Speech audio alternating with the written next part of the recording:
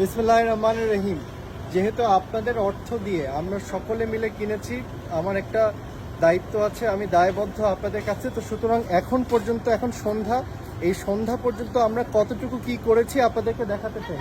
এখানে একটা দুটো, আমার সাথে সাথে হাঁটো যাতে গরুগুলো দেখা যায়। 3টা 4টা 5টা 6টা 7টা 8টা 9টা 10 11 12 13 14 15 16 17 18 19 20 21 22 23 24 25 26 27 28 29 30 31 32 33 34 35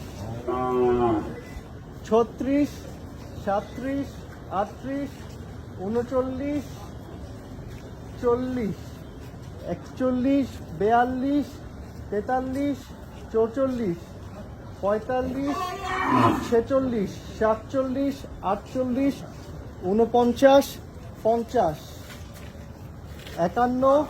52, আস্তে ব্যথা পাবে, আস্তে ব্যথা, 53 54, মাইলেন না ভাই, এমনি মাইলেন না, 55 56। এখন পর্যন্ত আমরা 56টা জোগাড় করতে পেরেছি।